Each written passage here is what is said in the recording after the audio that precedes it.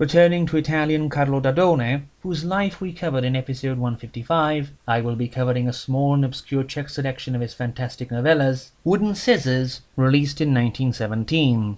In The Unconquerable, a judge interviews a prison warden concerning his prisoner, a certain Gaston O'Connell, of whom the warden is convinced that he is not human, as he keeps disappearing from his cell and entering the warden's apartment at random times, no matter how securely he is guarded or how he is observed. At the same time, a man named Macaulay, suspected of having strangled his wife, is brought before the judge. He says that it was not him, but O'Connell, who took control of his mind and forced him to work to make his own wife become his mistress, while terrifying him by ferrying him around at fantastic speeds in his own car running on a mysterious ancient power source. O'Connell himself visits the courtroom, berates and mocks Macaulay, and calls him less than human before admitting it was he who strangled Ketty, and then just disappears, his empty handcuffs falling to the floor, and he is never seen again, the judge deciding to keep the whole thing secret.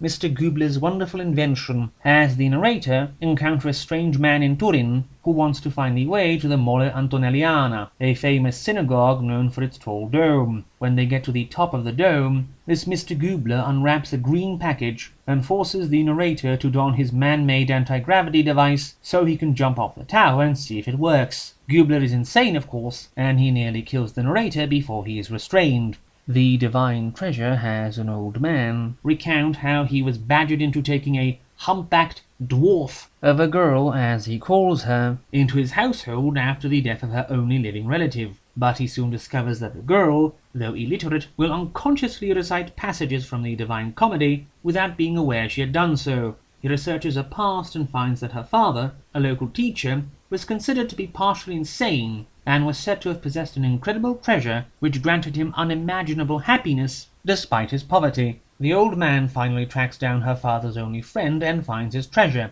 the original manuscript of the Divine Comedy, but he tries to steal it, but he is thrown out with a gun pointed at his head. The waterwork grave has the narrator worried about his beloved Carlotta after she went missing going to a visit to her irate and hateful grandfather. Trying to find her, the narrator fails and falls into drink for several months. One day he visits a nearby graveyard on a whim, and finds himself entering a tomb that leads him to the catacombs, where he finds a monographed coffin covered in a secret script. Then the coffin opens and reveals the famous alchemist, Prince Vasily Romanovich, who had been in suspended animation since the previous century, who then takes the narrator to his secret laboratory, there discovering Carlotta in suspended animation after she stumbled into the prince's laboratory.